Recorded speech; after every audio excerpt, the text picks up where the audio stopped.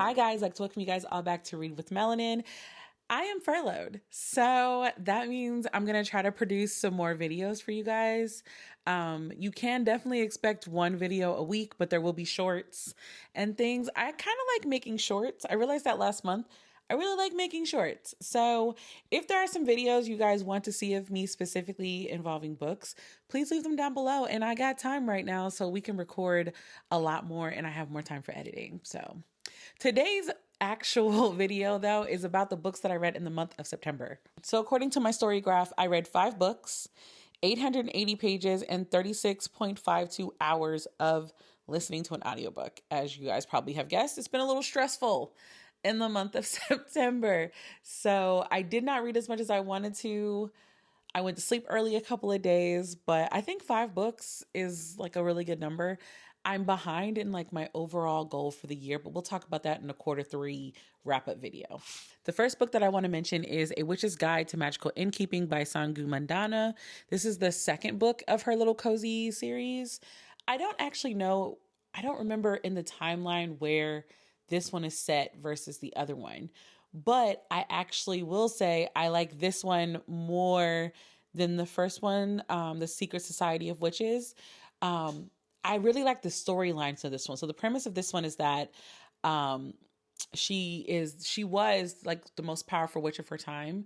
But she did some forbidden magic that not only took away a lot of her magic, but also got her banned from the Society of Witches, like overall. And so like you end up focusing on her and like grief and pain. And there's a lot of different like concepts in this story. But I will say again, like Sangu Mandana writes a good cozy fantasy. I understand the cozy part of the fantasy because there's magical elements, there's fantastical elements, but like I'm not really going to sit here and say like it's super fantasy, you know? The next book that I read is Inevitable Conclusions by Christina C. Jones, y'all. This book really reiterates why when I'm in a relationship, I'm not really down for like this is my best friend, but we just so happen to hook up a bunch of times, like when we're not with anybody, but like we're platonic when we're with somebody. Tariq and Cora, that's the 2 characters in this book. They are like lifelong friends. They've been friends since they were kids. They dated a little bit when they were younger, but it didn't work out. But like they also are friends with benefits when they're not in relationships. You know what? I'm going to just read y'all what I wrote in my notes. I said, I would actually have to fight Tariq and Cora. Because why are y'all playing in my face? Because like, I can't imagine being the other person like in that relationship, like where you're like, this is my boyfriend. But like when he needs comfort and stuff, he goes to this girl that he used to sleep with. No, I can't. Do I like Cora and Tariq? That I actually do. But do I actually feel like both of them was gaslighters and full of delulu? I also believe that as well. I will say that I actually really liked their best friends, Steph and Nubia. And I know that Steph and Nubia are the couple in the second book. And so I am going to read the whole series because I need to see what Steph and Nubia are giving me the vibes. This one, I guess we're going to say it's like a second chance friends to lovers genre of romance. But as usual, Christina C. Jones also does amazing storytelling. Like this book has some drama that I just was not anticipating. And like the drama had me like, oh, okay, girl, like here I am thinking it's just 2 friends playing in people's faces. Whole time we got a whole other situation going on. Also, I will say that I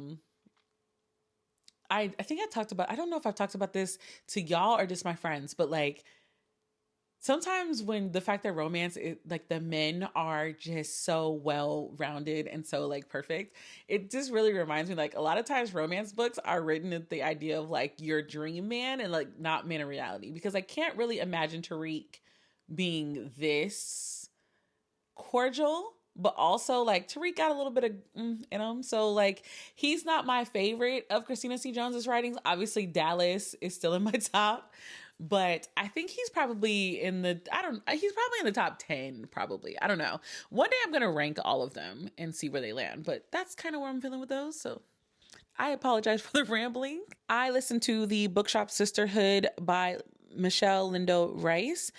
This is narrated by Ariel Blake. Oh, I forgot to say, the last book, the narrators were Jacoby Diem and Wesley Siobhan. So this book, I was actually supposed to read this with Black Prose Club, but as y'all know, we are on a hiatus right now because life is lifing, and we just can't get it together right now. So I decided to read The Bookshop Sisterhood because I thought, like, ooh, Black girls opening a bookstore. Totally it. I gave this book barely a 2 stars, and 2 stars is kind of generous. My reasoning for that is, and I will be doing a short where I'm reviewing this book, but it's about 4 friends who decide to open up a bookstore in the town that they live in because like they want representation. They want a bookstore that they can like actually have in their area, which sounds like a great idea. However, opening the bookstore is such a subplot to this book. You're basically just thrusted into the lives of these 4 women, and each one of them really got something going on. Now, one of the girls, I feel like her stuff is like far more serious than the other 3. And again, I'm going to talk more about it in the review because I don't want to spoil it here, but like the poor communication of these 4 like best friends is staggering. It's so much stuff that could have been solved if they actually communicated as friends. I don't know. It just is like, so y'all really want me to believe that y'all are like these closest friends of all time and y'all talk to each other like this? Like, your friend is known for this. You need help with this. But instead of going to her and listening to her advice, you go to a stranger? Like, I don't know. It's just, there were multiple times where I just found myself reading the book. I could have DNF'd this book, actually, if I'm going to be real. I could have DNF'd this book. But I didn't because I just kind of wanted to see if she was going to wrap it up in the end. And I mean, it kind of wraps up, but it just left me feeling like, okay, like I'm tired of being promised bookstores and libraries and things, and we're just not getting bookstores and libraries. We're just getting bookstores and libraries with a lot of drama. And like the bookstore is probably just the background for all the drama, to be honest. So I wasn't quite a fan of this book, so I gave it a 2 star. And I was kind of being generous with the 2 star, if I'm being honest. I probably should have DNF'd. Probably. The next book that I read is The Jasmine Throne by Tasha Suri. I thought I had this book on my shelf. When I tell you I'm literally looking right now, like I really don't have this book on my shelf. I don't know what I did with it, but it should have been on my shelf. It's not on my shelf. But yeah, really liked it. I don't think that it should have been 600 pages. My reason for that is that I felt it was very dialogue heavy. This is a fantasy trilogy, if I'm not mistaken, and it's set in a world. It's definitely a Middle Eastern styled book, and it's in a world where there are two types of major religions, and where one of them, like their followers have like powers and magic, and like the other ones, they're like the colonizers of the group per se. And with their religion, like the emperor is a tyrant and he believes women should burn. Like that's a part of his thing. And he's obviously taken it and bastardized it and turned it into this thing. He banished his princess sister because she refused to burn. That's essentially what it is. And then the other side of that is Priya, who is a lost temple child. And I really liked these 2 characters. I actually really liked the book.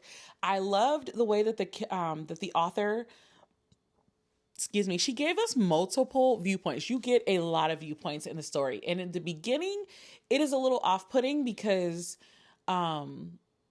you don't quite know all the characters yet. But once you know the characters, the story moves really well.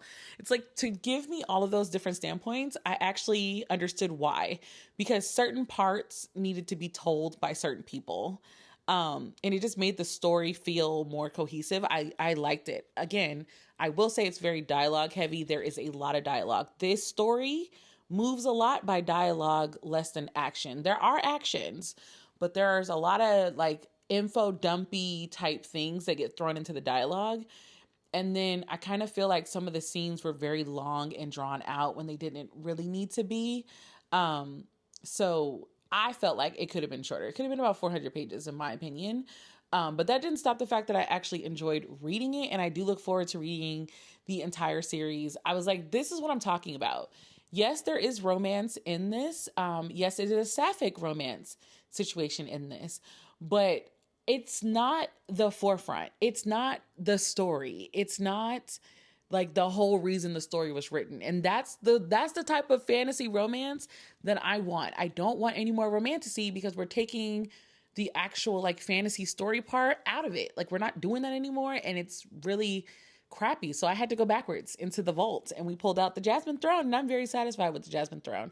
I feel like somebody would try to say that this is romantasy, but I absolutely rebuke that. So on to the next one. I am still continuing listening to the Lunar Chronicles. I did finish Crest.